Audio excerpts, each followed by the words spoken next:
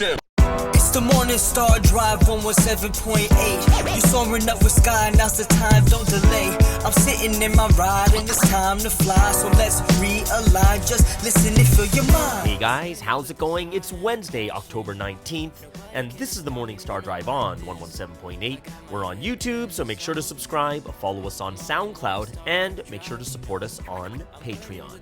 So what is happening on this wonderful Wednesday? We've got current news from around the world, the word study on the early Christian church, and health is happiness with Julius Miumo from Australia.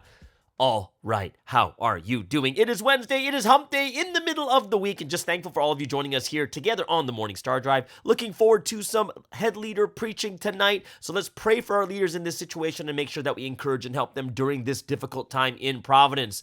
Just want to remind everyone to keep liking and commenting. Want to hear from you guys, see how you're doing, write your questions, request testimonies. Let us build this community. Would love to hear from you guys. You can leave them on, you can leave likes and comments on both SoundCloud and YouTube. And so, that goes into our first thing, which is questions for Q&A Thursday, which is tomorrow. And I'm very excited about this one. I've already got a couple questions that already came out. So if you have any more questions, things that you've been thinking about, things that you're going through right now, would love to hear them. It doesn't necessarily have to be about the Bible. It doesn't have to be about like what the word is saying. It could be so many different things, from dealing with your family. It could be about, dealing with friendships or whatever it is. There are a lot of things that we go through, and sometimes we just need a little bit of advice, or we just need to hear something to spark something in our mind so that it's like, oh, maybe I should do this instead. All right. So get your questions out. We have it tomorrow. All right. So the poll is out about introverts and extroverts, and some of the a lot of the numbers are already out.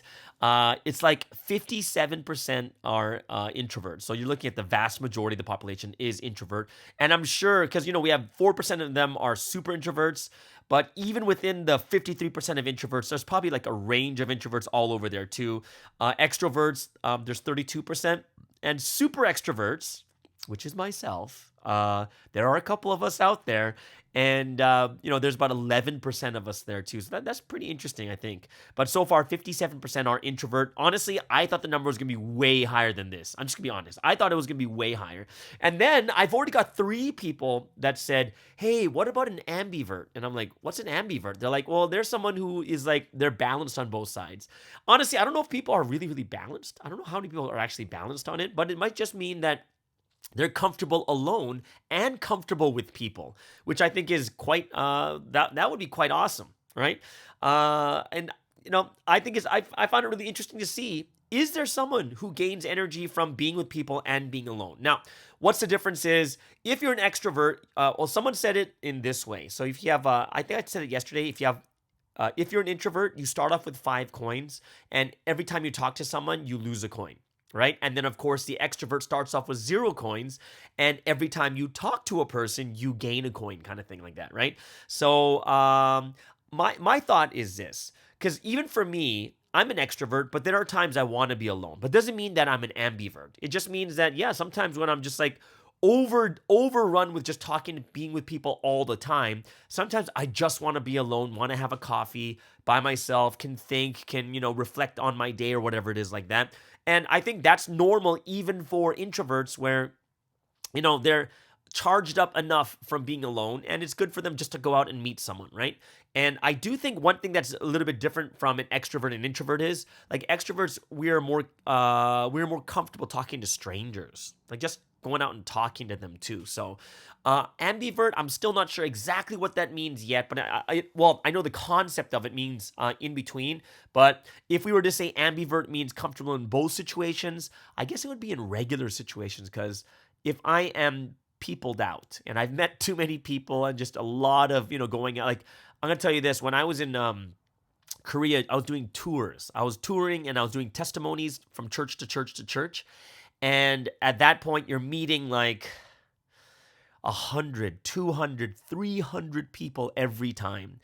And just meeting person after person, SS, whatever it is. And then at the end of it, what happens is you're just like, I want to be alone, right? And that's something where, you've gone too extreme on one end, and I'm just like, I got to get out of here, kind of thing like that. So for me, I think that is not being an ambivert. That is kind of more, you need that you need a little bit of that alone time just to get away from everyone else and just to recharge. And I think that is what is normal, that most people do want both sides, but an extrovert wants more of one side than the other. But I would like to know in the comments, how many of you guys out there are actually ambiverts? Because 3 people actually told me they're ambiverts. Well, they didn't tell me they're ambiverts. They just told me that there is such thing as an ambivert, right? So I was like, oh, okay. But I'm wondering how many of you guys out there are like true ambiverts? True ambiverts. Yeah, I'm curious. Just curious to know. Either way. So those of you guys on my Instagram, I was playing a board game. I went with a bunch of other guys from the church here in Vancouver. We played some board games. Really, really fun. Just playing this game here, this game there. And then we eventually played this social deduction game. And I've never played this before. It's my first time playing this one. It's called Resistance. And the one I usually play is Avalon. Even after playing, I still think Avalon's a little bit better. But I was playing Resistance. And Resistance is quite an interesting game, too, because it's very, very similar. Social deduction game. So, like, there's only pieces of information out there, and you're playing step by step, one by one, right? You're playing game by game, and you're getting more and more information as the game goes on, right? And a couple things that I realized. The first thing I realized is the power of words. Like people can be swayed by words. Like, oh yeah, maybe I should trust. Oh, maybe I should trust this. No, maybe I should trust this person, right? So I know some of you guys have already told me on Instagram, like, oh, what a crazy game. And then they're like, everyone who's played these social deduction games, they all know what's going on. Like it's like, hey, like one of the people like going, hey, does everyone hate you now? And I'm like, everyone knows. Like when you play this game, it gets pretty like you're trying to win, and it gets to a point where you're like, oh, I can't believe you lied to me. Oh, I can't believe you deceived. Like those types of things, right? So, it was for me. It was like you realize the power of words. But the thing I realized even more than this is during the game, no one has full information. Like, well, there are 2 players that have full information, which is the bad people, right? So what the point of the game is, like, say you have 5 people. We had 5 people. We had 3 people on the good team, 2 on the bad. It's randomly given by cards. No one knows who each other are. Okay, no one knows. All right. So in that case, you have 3 blue team, 2 red team. And what you do is each round, you're going on these missions, these quests, right? And what happens is there is a king that gets to choose people to go on the quest. All right, so we choose people to go on the quest, and let's say they choose 2 people, and then at that point, after choosing the 2 people, we get to discuss about it. Like, oh, I wonder, why'd you choose this person? You start asking questions, trying to get more and more information. Like, oh, why do you trust him? Why don't you trust me? Why is it like this, right? And as you talk more and more, people going to have a sign or a tell whether they're lying or not, or sometimes you're just looking at them like, oh, what's going on, right? And then people vote whether they want this team to go on that mission or not. So let's just say everyone approves that team. So there's 2 people there, and we secretly put in a card whether we want the mission to fail or succeed, right? So if say there's 2 of us, and if there's 2 successes, then the blue team wins the mission, right? And if there's even just 1 fail, then the whole mission fails. So even if you have 5 people on the mission, if there's just 1 fail, the whole mission is done. Like it goes to the red team, right? And there's 5 missions. So it basically goes the first team to win 3 missions, the best out of 5, right? So 3 out of 5 wins. And every round you get more information. Oh, wow. Okay, so there's a red on, there's got to be a red here. And like people are like arguing and yelling and whatever it is. It's just fun, right? It's fun to pick into people's minds. And I found it, I love these games. I found it very fun. But the thing that my realization I had is because not many people have information, right? Especially me being on the blue team, I have no information. And we have to make decisions based on only partial knowledge. Okay? So that's kind of crazy. So it's kind of like, whoa, so I think it's either between this person or that person, but I don't know which one is good and which one is bad, and you have to make a decision kind of thing, right? And I realized that this is kind of like our lives in this world. Like I realized more about human beings. Like this is what our lives are like. We all have partial information. No one knows everything. No one. Like this is why we misunderstand each other. This is why we make mistakes. This is why things are happening in a bad way, because we don't have all information. We live without knowing much in this world, and we have to make decisions. And a lot of times we're so sure of our decisions. But a lot of times, I'm sure all of us have the experience, right? Tons of times we've been wrong when we were so sure. You know what I mean? And I'm looking at this as like, man, these social deduction games are just a miniature version of life itself in like 20 minutes. And it's funny. I found it really funny. Like, you see yourself, you see others, we see, we're all in the position of not knowing, right? And I'm like, wow, this is why we have to have God. Like, and here's the thing. Even if we're asking God for help, I was talking a little bit about this yesterday. When it comes to like when God changes direction, a lot of times we're like, well, why? Why are you changing direction? But sometimes it's too long, or sometimes it's too complex, or sometimes it's something that we're like, oh, God's like, I don't have enough time. You just got to do this right now, kind of thing. And this is where the trust and love in God is, where you're trusting in someone who knows everything, which is far better, right? Imagine like when you play Avalon, Resistance is a little bit different, but in the game Avalon, there is one all-knowing person, but they cannot show themselves to everyone. They can't, right?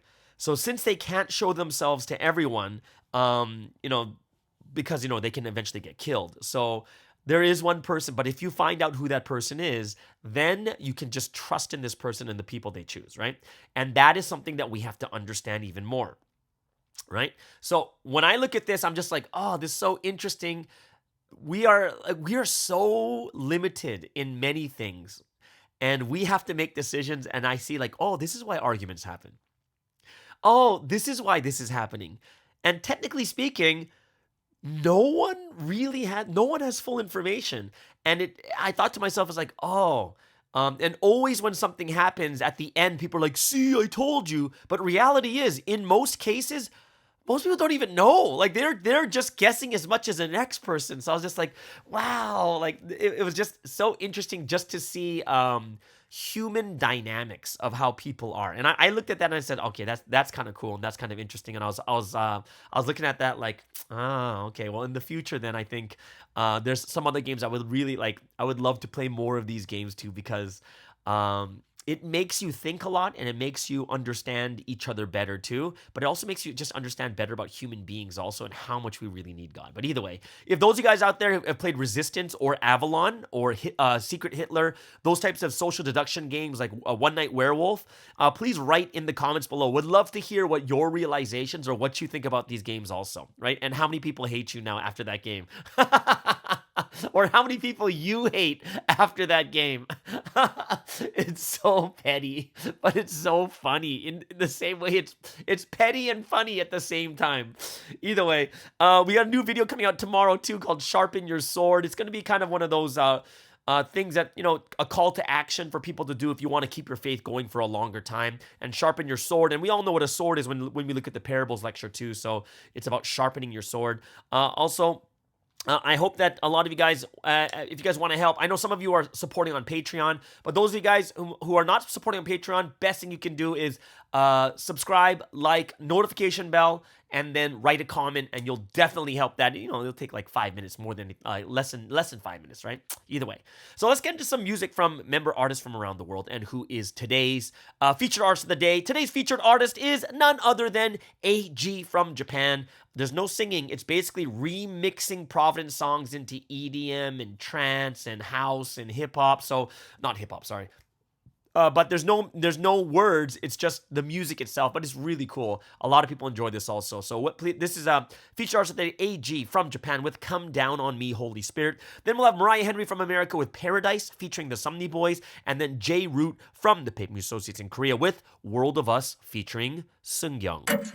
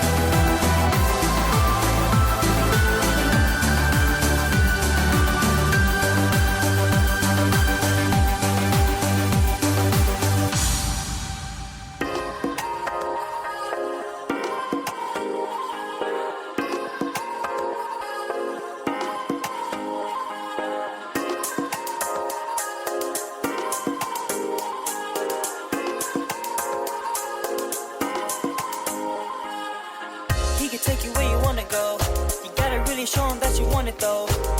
He can show you where you wanna be. You gotta put in words that'll be unseen. Look, and it's just like that. Take it to the golden city just with a snap. You don't even got a trip, no, we got your back. All you gotta do is sit back and relax. There's this love between you and I that is so strong. I don't wanna ever lose it, then I'll be alone. But if I leave his arms a wander, I'll be sitting all alone just to ponder. Make up your mind and act as you should. I'ma show you we can be the greatest duo that ever stood. Living with the Lord every day is like my paradise. If you leave your worries and concerns to him, you'll be alright. Really wanna live with happiness and hope. You gotta live with the one you love the most. And don't forget that even on darkest roads, just find the Lord and grab your heart. Control your deeds. A pretty paradise right from the start. Paradise. All the night brings darkness. You're like the sun, yeah, you always shine so bright. And I can't wait to see you, cause you are my only paradise. Together we're the greatest. Just like the moon and the stars, we light the night. And I can't wait to see you, cause you are my only paradise. The weather's fine, the temperature's cool. 7 on earth, cause I'm with you. Ain't nothing better when we live forever. When we make us to be one true love. Birds of a feather flock together. And it's just like that. Give you my love, cause I don't hold back. Pull me your love, cause I know you got stacks. This love is real, cause we got it like that. Sandy walks on the beach, summertime. Feel the heat, that's a love paradise. Holding hands, cool breeze, cloud 9. Make heaven together with you and I. Sandy walks on the beach, summertime. Feel the heat, that's a love paradise. Holding hands, cool breeze, cloud 9. Make heaven together with you and I. Really wanna live with happiness and hope. You gotta live with the one you love the most. And don't forget that even on darkest roads, just find the Lord and grab your heart. Control your deeds. A pretty paradise right from the start. Paradise. All the night brings darkness. You're like the sun, yeah, you always shine so bright. And I can't wait to see you, cause you are my only paradise. Together we're the greatest. Just like the moon and the stars, we light the night. And I can't wait to see you, cause you are my only paradise. He can take you where you wanna go. He can take you where you wanna go. He can take you where you wanna go. He can take you where you wanna go. He can show you what you wanna know. He can show you what you wanna know. I have realized I'm not alone, because living with you is like my paradise. All the night brings darkness. You're like the sun, yeah, you always shine so bright. And I can't wait to see you, cause you are my only paradise. Together we're the greatest. Just like the moon and the stars, we light the night. And I can't wait to see you, cause you are my only paradise. All the night brings darkness. You're like the sun, yeah, you always shine so bright. And I can't wait to see you, cause you are my only paradise. Together we're the greatest. Just like the moon and the stars, we light the night. And I can't wait to see you, cause you are my only paradise.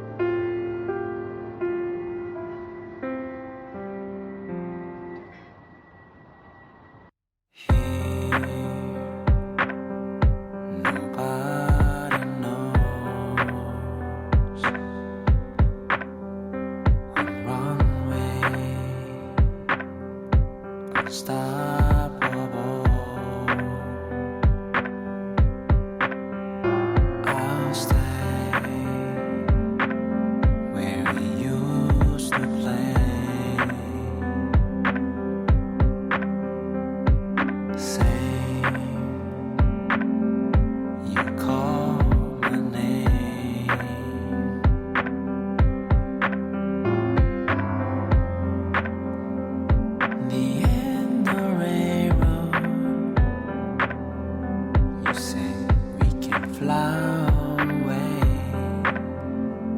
You sometimes wonder how tall I was. Just a word of us. Just a word of us. Just a word of us.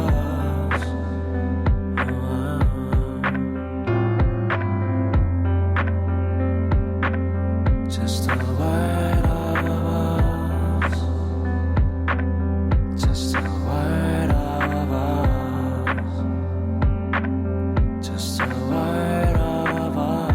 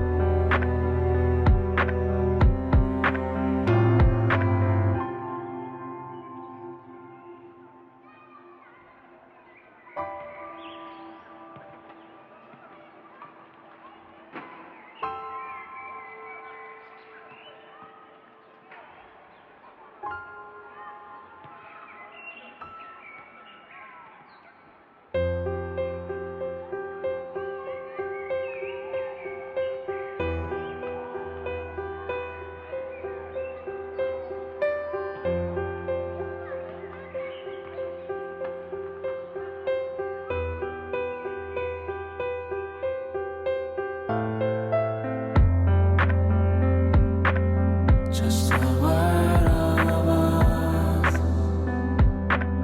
Just a word of us. Just a word of us. Just a word of us.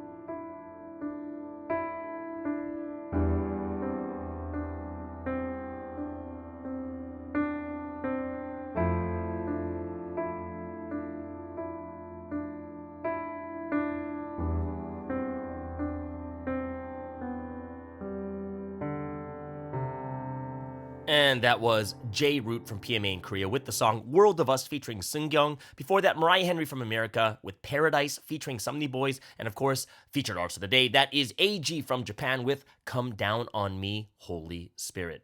All right, so let's get down into some world news. What is happening around the world? And it's very important for brides of this history to pray knowing what is going on. So 3 reasons why we watch the world news. Number 1, see what we need to report and pray for. 2, see what God is doing. And 3, what are the things we need to comfort God's heart in? So let's go first into the Russia-Ukraine crisis. So the U.S. says Iranian drones breach sanctions. The U.S. says it agrees with Western allies that Iran's supply of explosive drones to Russia violates UN sanctions. Kyiv was struck by so-called kamikaze drones on Monday, unleashed by Russia but believed to be Iranian-made. The U.S. agrees with the French and British assessment that the drones violate UN Security Council Resolution 2231, the U.S. State Department said. That resolution, linked to Iran's nuclear accord, bars Iranian transfers of certain military technologies. Ukraine has identified the drones or unmanned aerial vehicles as Iranian Shahed 136 weapons. They are called kamikaze drones after the Japanese fighter pilots who flew suicide missions in World War II. And they said, it's our belief that these UAVs that were transferred from Iran to Russia and used by Russia in Ukraine are among the weapons that would remain embargoed under 2231. And that comes from the State Department. Iran denies supplying them to Russia, but Mr. Patel said the U.S. exposed publicly that Russia has received drones from Iran, that this was part of Russia's plan to import hundreds of Iranian UAVs of various types. He added that there was extensive proof of Russia's use of them in Ukraine, and critical infrastructure was hit on Monday in Ukraine's Kyiv, Dnipro, and Sumy regions, with electricity cut in hundreds of towns and villages, the Kyiv government said. At least 8 people were killed, 4 in Kyiv and 4 in Sumy. The U.S. said it would hold Russia accountable for its war crimes. Mr. Patel said the deepening alliance between Russia and Iran was something the whole world should see as a threat. Russia and Iran have provided key military support for President Bashar al-Assad in the Syrian civil war. Monday's attack came a week after Russia fired dozens of missiles at Kyiv and other Ukrainian cities, many of them targeting energy infrastructure. Western analysts believe the Iranian weapon is helping Russia to keep up long-range attacks despite a shortage of precision missiles. EU Foreign Policy Chief Josep Borrell says the EU is also gathering evidence on the Iranian drones and is ready to act, implying a possible intensification of sanctions. Negotiations to revive the 2015 nuclear deal with Iran are currently stalled. Under the deal with Western powers, Iran agreed to limit its sensitive nuclear activities and allow international inspectors in return for the lifting of crippling economic sanctions. So that's kind of the big things coming out. Who knows what's going to happen with Iran now, too? It's really, really interesting for me, just coming from an outside perspective and thinking not from as a Western ally, because that's, I'm on the Western side, obviously, right? But it's like these countries have control and they're supplying Ukraine with military weapons. And then Russia's on the other side and then Iran is not allowed to supply weapons. But they're supplying weapons to their side, but they're not allowing anyone to supply weapons to the other side, which means it almost feels like there's going to be a deepening rift between the Western allies and the communist countries like China and Russia and such. So yeah, it's going to be interesting to see what's eventually going to happen here. Let's move outside of Russia and Ukraine. We're going to go to Venezuela. And there is a crisis going on as since 2015, 7.1 million people have left the country. So more than 7 million Venezuelans have left their homeland since 2015 amid an ongoing economic and political crisis, according to new UN data. More than half of them face challenges accessing food, housing, and stable employment, the UN says. But despite the difficulties facing them abroad, the flow of Venezuelans escaping turmoil in their homeland has not let up. Aid agencies warn that these migrants risk being forgotten amid other crises, and there's no question both that it is a major protracted crisis that is shaking the region of Latin America. And this is coming from David Miliband, president of the International Rescue Committee. Now, but it's also clear that the competing priorities for global attention, Ukraine, famine in East Africa, trauma in Afghanistan, are draining attention in a way that is quite dangerous. More than 80% of those who left Venezuela are living in Latin America and the Caribbean, in countries which often already struggle to provide health and education to their own nationals. Venezuela's population has fallen from 30.08 million in 2015 to an estimated 28.25 million now, based on latest UN figures. Other aid agencies have also been sounding the alarm. The UN Special Representative for Refugees and Migrants from Venezuela, Eduardo Stein, has said that half of all Venezuelan refugees and migrants cannot afford 3 meals a day and lack access to safe and dignified housing. While most Venezuelans have headed to Colombia, Peru, and Ecuador, a growing number are embarking on an even more dangerous trek north across the jungle expanse known as the Darien Gap to Panama and beyond. More than 3,000 migrants, most of them Venezuelans, are making the crossing each day. Figures from the Colombian authorities suggest the 97-kilometer trek across swamps and mountains can take more than a week to complete, and robberies and rapes are not uncommon in the lawless jungle expanse. So it's kind of what we talked about yesterday about the best time to do something bad or for something to happen is amidst chaos. And you kind of read all the things that are happening that make it very hard for people to be helping these people from Venezuela, Ukraine, famine in East Africa, trauma in Afghanistan, China, Hong Kong, China, Taiwan, North Korea, South Korea. There's just so many things going on that there's going to be a lot of people who are suffering, but they've become forgotten. So our prayers do need to go out that all these people can receive help too also. All right. The third piece of world news today is going to be in Pakistan, as former Prime Minister Imran Khan dominates Pakistan by-elections. So Khan wins 6 out of 7 National Assembly seats he contested, a result observers say reflects his popularity.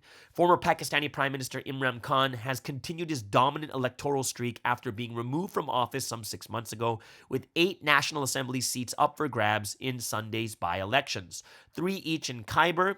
I can't really pronounce it. I think it's Khyber, Pakhtunkhwa, and Punjab provinces, and 2 in Karachi city. The 70-year-old leader of Pakistan, the 70-year-old leader of PTI, which is a name of the political party, contested 7 and won 6. Candidates of the PPP, Pakistan People's Party, part of the ruling alliance, won the other 2 seats. And according to Pakistani laws, a candidate can run for multiple seats. However, if they win more than one, they have to choose one and give up the rest. The seats Pakistanis voted for on Sunday were vacated when PTI MPs resigned en masse after Khan and his government were removed through a parliamentary vote of no confidence in April. Since then, Khan has alleged he was the victim of a foreign conspiracy, pointing the finger of blame at the United States, charges Washington has denied. Khan has also alluded on numerous occasions to the role of Pakistan's military establishment in his downfall. The army is considered Pakistan's primary power broker and has ruled the nation of 220 million for more than half of its 75 years of existence. The military in the past has had to fend off allegations that it was the primary architect of Khan's rise to power in 2018.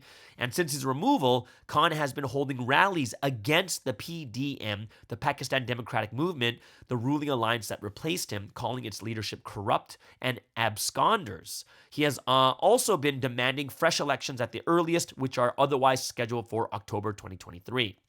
The PTI earlier swept provincial by-polls in Punjab in July when it won 15 out of 20 seats, while the former Prime Minister's party will not take up any of the seats won on Sunday, as the PTI has decided in principle to not be part of the parliament.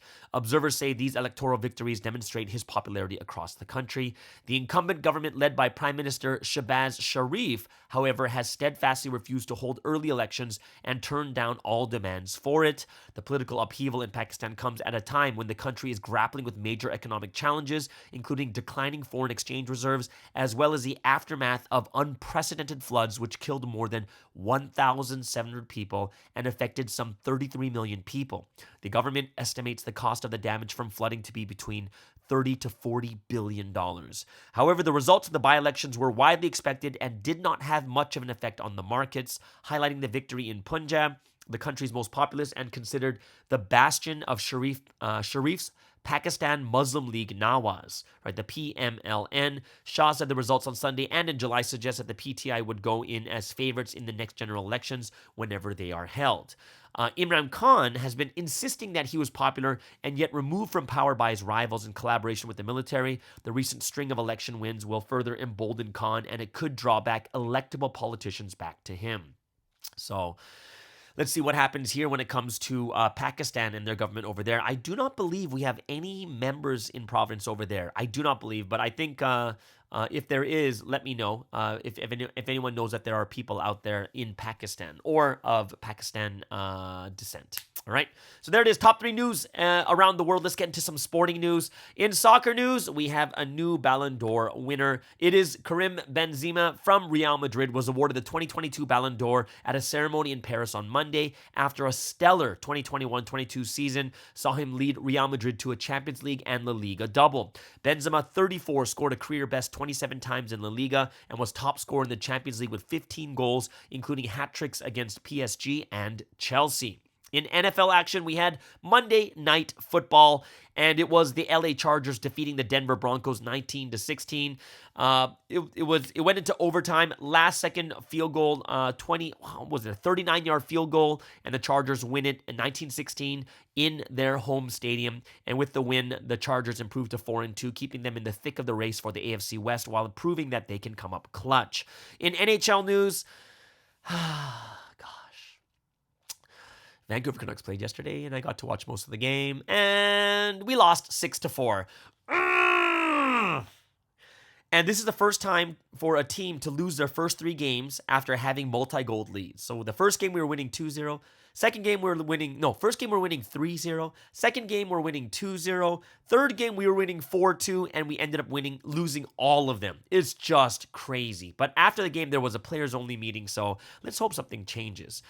In other news in the NHL, it was the Bruins beating the Florida Panthers 5-3, the LA Kings defeating Detroit Red Wings 5-4, Montreal defeats Pittsburgh 3-2, the Rangers defeating Anaheim 6-4, Arizona defeating Toronto 4-2, the Colorado Avalanche, the reigning champions of the Stanley Cup, defeat the Minnesota Wild 6-3, the Dallas Stars beat the Winnipeg Jets 4-1, and Carolina Hurricanes defeat the Seattle Kraken 5-1. So, yes, Vancouver Canucks, just want to let you guys know, they are pointless in their first 3 games, which makes me very, very, very unhappy. But yeah, either way, now that sporting news is done and the world news, you know what that means. It is the golden time.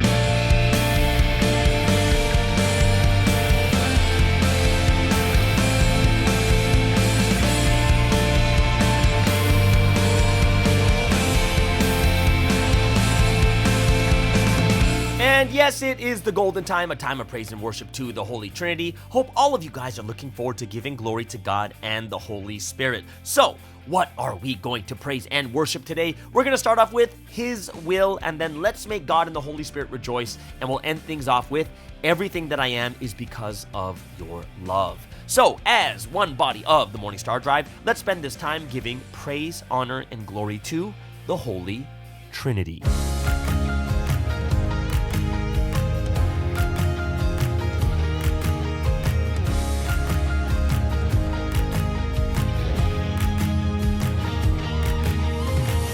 I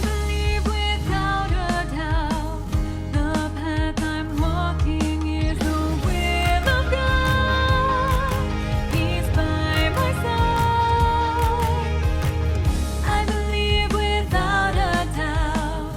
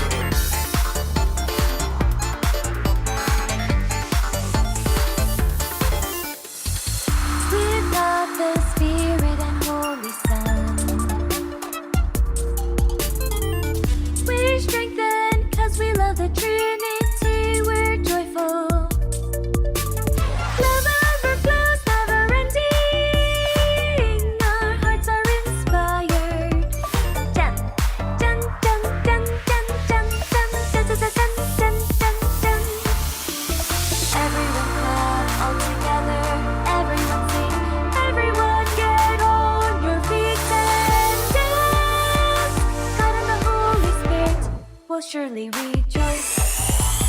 Dun, dun, dun, dun, dun, dun, dun, dun, dun, dun, dun, dun, dun, dun, dun. Everyone clap all together. Everyone sing. Everyone get on your feet and dance. God and the Holy Spirit will surely rejoice.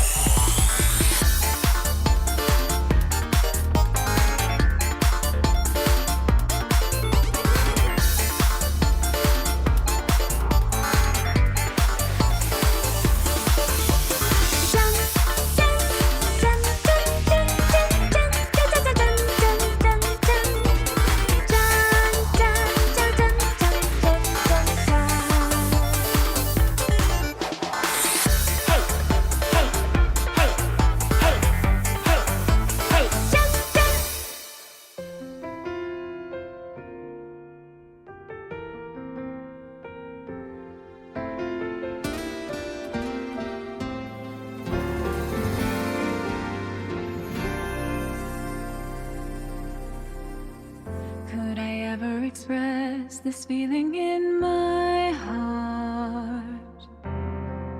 Could I ever repay the love you've shown me?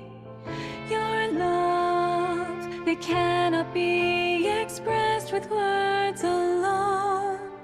Oh Lord, I'm truly thankful for your love. I was anxious alone and wandering in darkness. I was not even sure if I could live again. Your love that cannot be expressed with words alone. That precious love of yours has saved my life. Lord, you have always prayed for me. You have comforted my heart. You've led me with the perfect word of truth. Now the time's come, the breath of life from God has entered me. I'm resurrecting higher. Everything that I am is from your love. Everything that I am is from your prayer. I will give my everything. My life belongs to you. My Lord, I love you so.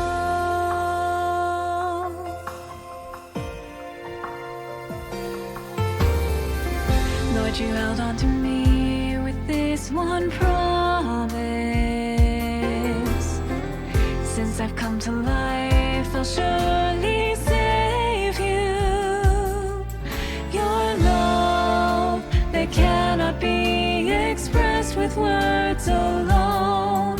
That precious love of yours has saved my life. We're flying higher than before. Since we passed the darkest time, the history of blessings has begun. Now the time's come, the breath of life from God has entered me. I'm resurrecting higher.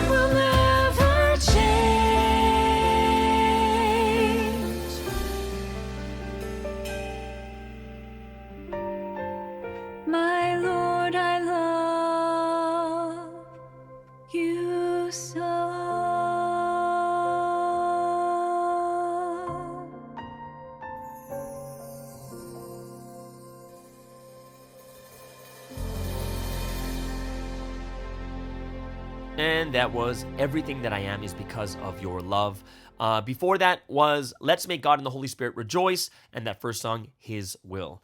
So now that our hearts are made ready through time of praise and worship, let's get into today's word study today. And today I did want to talk about the early Christian church, and I think it's very, very important to kind of have an idea of what it was really like back then, and what the early Christian was like, because, as history repeats itself, the beginning of Christianity for those first, let's say, 300-400 years was kind of like the early Christian church. And honestly, when we look at ourselves here in Providence too, we're kind of in the early Providence churches at this moment. And as history repeats itself, we kind of get an idea of what was happening during that time, even after Jesus died. Okay, so when was the biggest time of Christian persecution? Well, Christianity didn't become illegal. They were actually called religio prava, okay, from the Roman Empire. And it basically means an evil or depraved religion, all right? And that started in 64 AD with Emperor Nero, and that went all the way into the conversion of Emperor Constantine in 313 AD during the Edict of Milan, and that's where Christianity was made legal. So Christianity wasn't even legal to 313 AD, and it was made illegal in 64. So how many years is that? Right, so 64 to 164, 264, that's like 250 years. 250 years where Christianity was considered evil and illegal, all right? So when we kind of understand this, we're like, oh, wow, so even after Jesus died, 30 years after he died, basically Christianity became illegal. So there was a lot of hardship still going on. And that's a good gentle reminder for all of us here when we're going through what we're going through right now. Sometimes he's still alive. So even when Jesus was living, there was lots of persecution and things going on. So it shouldn't be something that is overwhelmingly surprising for us when we look at Christian history, right? So we all know that Christianity, the beginning roots is Jewish. Like, we came from Judaism. And a lot of the earliest proclamations of the gospel took place in synagogues, okay? So when did we eventually leave the Jewish synagogue? So remember, we were using Jewish synagogues to preach in there. However, it was around 66 AD, right, where the Christians began to not side with the Jews in their revolt against Rome, right? So from that point on, by the end of the first century, the church had largely separated from the synagogue, okay? So they were always in the church, in the synagogue, the Jewish synagogues. They were always talking in there, discussing, preaching the gospel in there. And then there's a big revolt by the Jews, from Jews against the Romans. The Christians did not side with the Jews. From that point on, they stopped going into the synagogues, and they had no churches, right? So the early believers didn't have church buildings to meet in. They met mostly in homes. This is quite surprising, as the first church buildings didn't even start to appear until the early 200s. So that's quite surprising too, right? So remember, after Jesus, right, there was, after Jesus dies, resurrects, and then the movement of Christianity begins, but they're still meeting inside of synagogues. And inside synagogues, they're preaching, doing all these different things, right? And then in 66 AD, there comes a break between the Jews and the Christians leave the Jews and no longer on the synagogues, and now they're meeting mostly in homes. And from 66 on to 200, early 200s, you're looking at about 150 years of never having a church to be in, and it was all met in houses.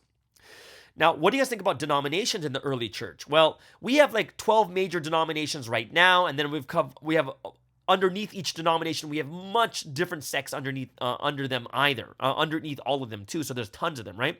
The early Christian church didn't have denominations like we think of them today, right?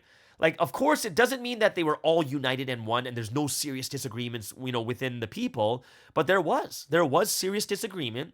And, they didn't even find this surprising, and they felt that they were just dealing with matters of ultimate truth and error, matters to be taken with the utmost seriousness, even when it meant dissension, right? So it wasn't quite like it is now, where you have complete separate organizations for each denomination. It was one church, and there was dissension, and people argued, and serious arguments were happening inside the church, but they didn't split, right? Now, when it comes to persecution, the early Christians were the targets of repeated persecutions, some of unspeakable cruelty, right? Let's give you an example. So Emperor Nero, he blamed the Christians for the great fire that destroyed 10 of the 14 city wards at Rome in 64 AD. And this is a fire that Nero apparently had ordered himself. So the historian Tacitus, not a Christian, said that Nero had the believers torn by dogs and nailed to crosses, even used as human torches to illuminate his gardens at night. So that's how bad the persecution was back then. But Christians were not under persecution everywhere and all the time. The persecutions were sporadic, with peaceful intervals in between, and they varied in their intensity and were mostly localized, right? So it wasn't like the whole empire was against Christianity. It depends which regions you were in, and there were sporadic times and intervals of peace too. But you can see how terrible it was, like torn by dogs or nailed on crosses and being burned to, like, that's crazy.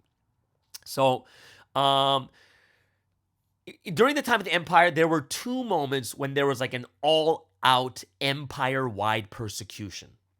Okay, so there was only two times during those like 250 years. There was two moments. It was huge, and the whole intent was to destroy the church.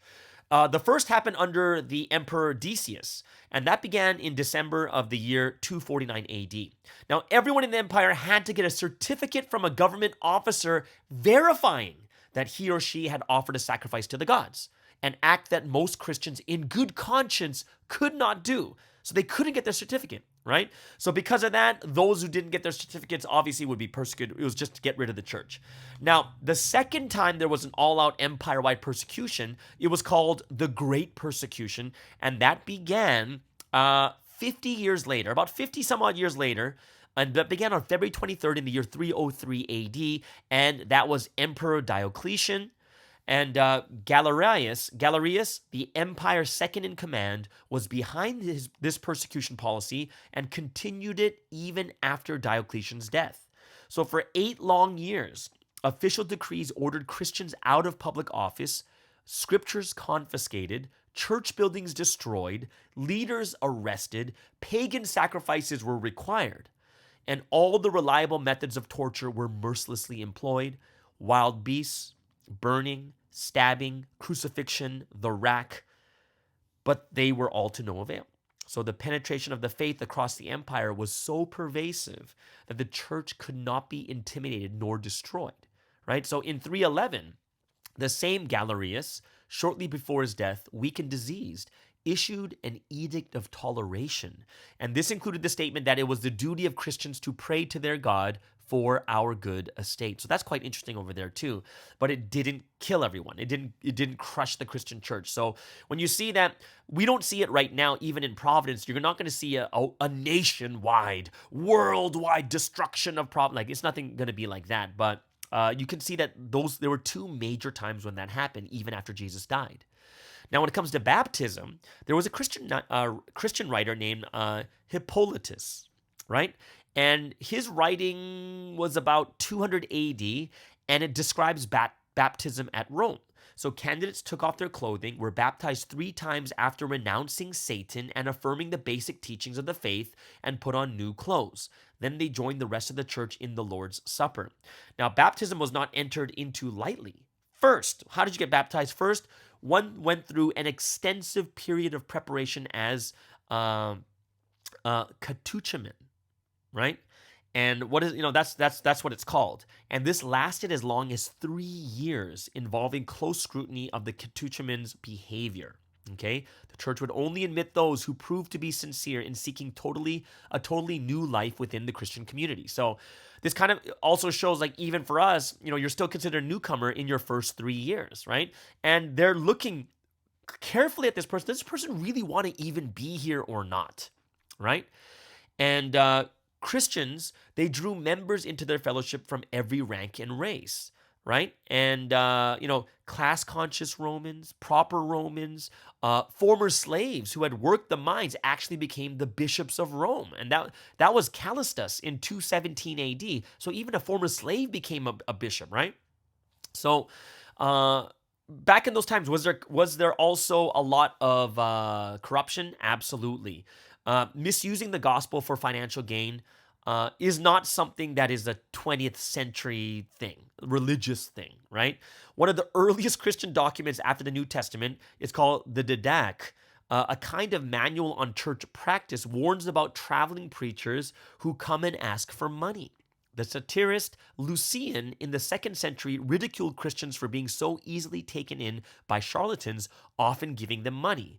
Lucian recorded the notorious case of the philosopher Peregrinus, who attracted a devoted following among Christians and a lot of money before he was found out. The showman instincts of Peregrinus reached their climax when he died by publicly cremating himself at the close of the Olympic Games in 165. Right, so this is kind of this is kind of like part one of what happens here, but you kind of get an idea of what the early Christian church was like. You get to see what baptism is like. They had to do 3 years of intense learning and wanting to be there.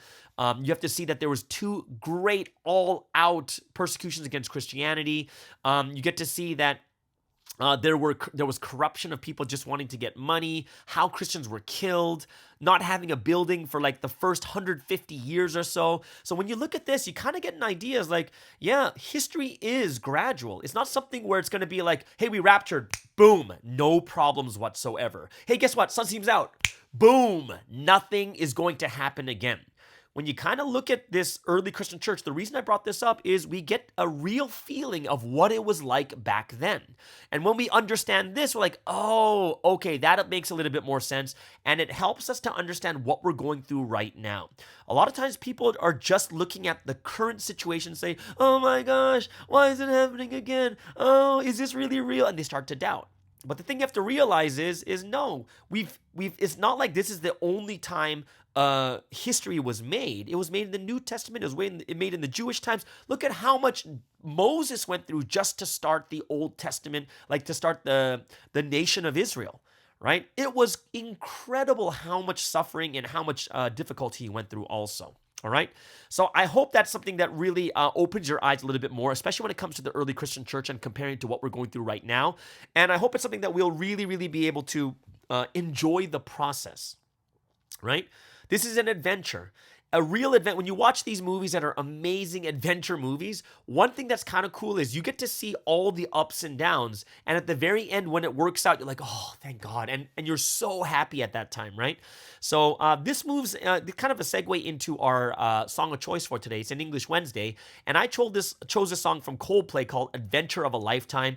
And this is what we're going through right now in this history. We're in the dips right now. We're in the process. But just know that God is going to take care and make sure that everything works out, right? So everyone, let's listen to Coldplay with Adventure of a Lifetime.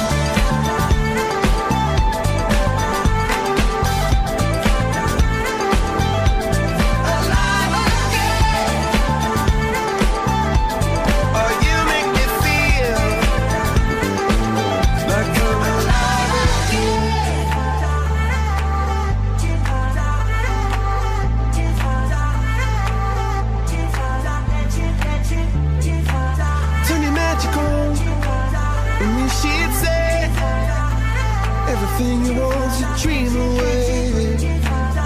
Under this pressure, under this weight, we are diamonds taking shape. We are diamonds taking shape.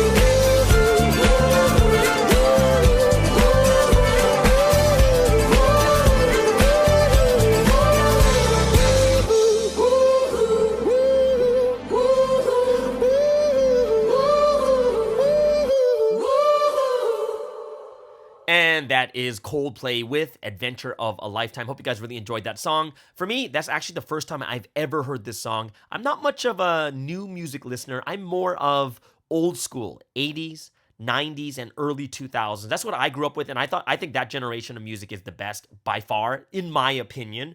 But yeah, first time hearing it, I really like that song too. It's an adventure of a lifetime. We're living in this history too. Okay, so let's get into the final segment for today's podcast on this wonderful Wednesday. We have Health is Happiness with Julius Miumu, and of course, we're talking about our weight and controlling weight. So I hope that you guys enjoy this. Make sure you leave a comment below. We have his email in the description below. Also, everyone, please welcome Julius Miumu from Australia with Health is Happiness.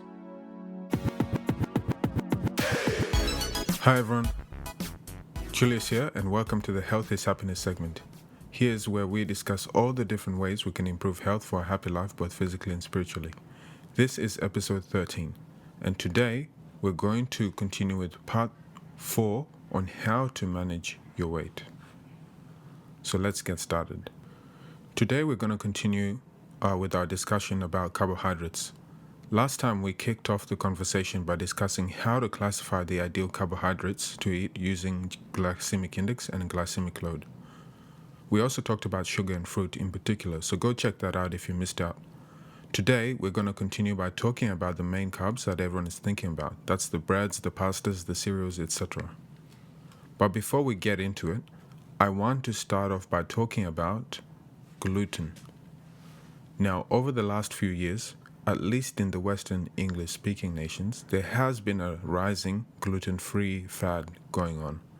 Now, I don't necessarily mean that in a good or bad way. I'm just pointing out that it's become a significant trend to the point that many food manufacturers have felt the need to make a lot of gluten-free versions of their food. You can find such options in supermarkets, cafes, and restaurants.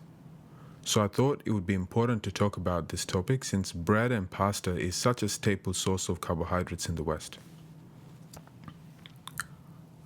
Honestly, for me, I cut out most of the gluten from my diet, and I saw tremendous benefits. I used to get these prolonged stomach aches after playing really intense soccer matches, and those stomach problems began to go away. Also, my joint problems that were increasingly prevalent also went away. I had less brain fog and I had more energy. I didn't necessarily have celiac disease, but I found I was somewhat intolerant to gluten, to a certain degree at least. When I was in my teens, I didn't really take notice of the symptoms since they hadn't really progressed that much until I got more into my 20s. It was really, really hard for me because I loved bread, I loved pastas, I loved cereal. These were among my most favorite foods. I literally had such a hard time just walking past the bread aisle, especially when there were croissants involved. I really had to switch up my whole diet, but the benefits were really worth it. I do eat foods with gluten every now and then, but rarely and in small amounts. With that being said, if breads and pastas have been a staple food for centuries, especially in the West, one might ask, why all of a sudden are there so many people having problems with gluten intolerance? Having done some research, I found some interesting findings that may explain the reason. There are a lot of people from America who actually reported not having the same stomach problems eating bread while in Europe, in comparison to eating bread in the US. The doctor who did the research found that food regulations were much more stricter in Europe in comparison to the United States, which yielded better food quality. For instance, a lot of wheat in America is sprayed with a pesticide called glyphosate, which does damage to the gut microbiome. On top of that, they do not allow wheat fortification with synthetic vitamins in Europe. Furthermore, the process used by commercial food manufacturers deviates from the proper process of preparing bread and pasta. We, as human beings, don't have the enzymes to completely dismantle the protein gluten. What we do is a partial digestion, and these undigestible fragments can instigate inflammation and damage the gut lining. In order to make bread, first of all, you add yeast and water to make the dough. Yeast has the enzymes that can completely dismantle this toxic element. In Europe, bread is still made in the old-fashioned way, following an overnight process that takes 10 to 12 hours, which is enough time for the enzymes to dismantle these fragments. Meanwhile, in other places, commercial breads, pastas are made with an artificially accelerated 2-hour process, which is not enough time for the gluten to be made more digestible by the enzymes in the yeast. Combine that with the fact that there are already major disruptions to our gut microbiome from our modern lifestyle, we can see why there's such an increase in food sensitivities and inflammatory diseases.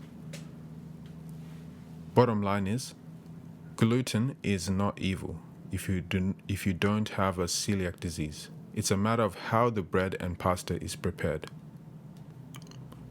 So with that being said, let's actually talk about and discuss the different types of carbohydrates, starting with bread. A lot of breads, not only white bread, but also brown, is considered refined because of the way it's been processed. Due to the physical structure of bread, most of them have a high GI score, 70 and above. Flour that, whether made from whole wheat or refined wheat, digests more quickly than the whole grain because it's been ground into fine powder, so your body has less work to do to process it. However, there are certain types of bread that are much more healthier. So the first option is whole grain bread. I would like to point out that whole wheat and whole grain are different. Whole grain bread is actually made up of a mixture of other grains apart from just wheat, such as rye and barley, and this gives it a much lower GI score of around 50. So look for breads that are actually made with 100% whole grain. Sometimes they just make a portion of it whole grain and the rest of it whole wheat. These types of breads actually have a really high GI score still. Breads that are labeled multigrain can be deceiving because they often contain refined grains, and sometimes manufacturers also add sugar to the bread, so please check that on the label. Also check on the nutrition label for the amount of fiber. Look for breads that at least have 2 grams of fiber per slice and less than 1 or 2 grams of sugar. Preferably no sugar is the best. Another healthy choice of bread is sourdough bread. You can get brown sourdough bread, but generally it comes in white bread. Despite it being refined, it's because it's actually made through the fermentation of wheat flour, it ends up having a much lower GI score of around 54. The fermentation process also makes it easier to digest, so it's much easier on the gut compared to other types of bread. So you may wonder, why is white sourdough bread much lower in GI score compared to the other types of white bread? The answer has got to do with acid created by the fermentation process. So let me explain. There was a study done in Japan where they actually took a look at rice, since that was the most staple food in the country, or it is the most staple food. And they did some studies on rice, looking at the glycemic index by itself as compared to combining rice with other meals. There are two things that they looked at in particular, and one was vinegar. And it turned out that when you added vinegar to the rice, the glycemic index was reduced significantly. In sushi rice, which has a GI of up to 89, it dropped all the way down to 54. That's a 40% drop. They also found that eating pickled vegetables with the rice also reduced the GI score by about 25%. Also, taking bean products like miso soup and natto also blunted the GI response. There were other separate studies done also with lemon juice, and they found that adding lemon juice to the carbohydrates reduced the GI response from up to 40 to 50%. So how does this happen? It's actually got to do with how the body digests starch. The first component of digestion is salivary, and then the second is pancreatic. As soon as we start eating and chewing carbs, the saliva starts to digest the carbohydrates and break down the starches. Well after you've chewed your food and swallowed it, because the pH of the stomach goes up, the enzymes from the saliva are still active, and they continue to digest the starch while it's in the stomach. Then a couple of hours later, the pH of your stomach goes down, and these enzymes end up being inactivated. So adding the acid into your food lowers the pH in your stomach, which ends up inactivating these enzymes from the saliva that break down the starches. As a result, the digestion process is much slower. So you might want to consider adding fermented foods, vinegar or lemon juice to blunt the insulin response from these carbohydrates.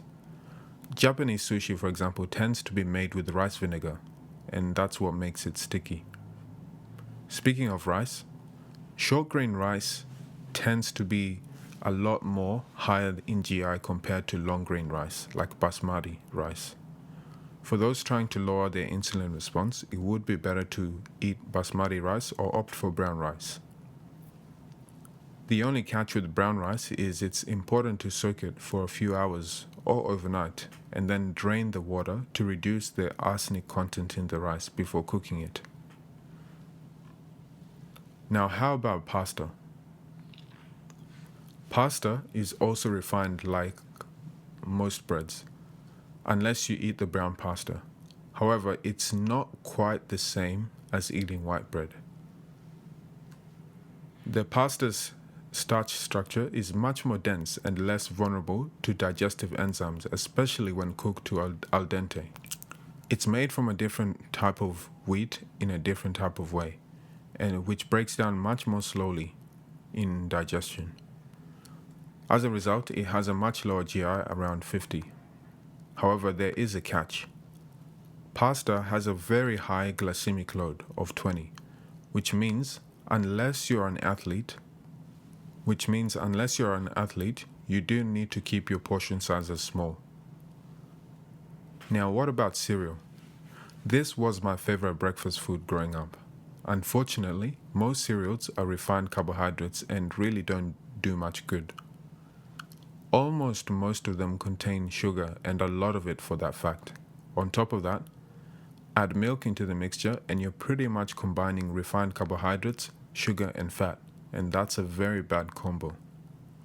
The few cereals that I know that are pretty healthy are plain oats, all bran flakes, the ones with no added sugar or very little sugar, and just plain old Weetabix. Those are really the only ones that I could find. Most of the other ones either are too refined and turn into blood glucose really quickly, or they have just way too much sugar. Now, there are many other healthy, unrefined, starchy carbohydrates that I would consider great additions to one's diet. These include sweet potato, quinoa, beans, chickpeas, and lentils. Of course, you have the non-starchy carbs, which are basically your carrots, cucumbers, and non-root vegetables. So that's it for today's episode, and that is part 4 on how to manage your weight.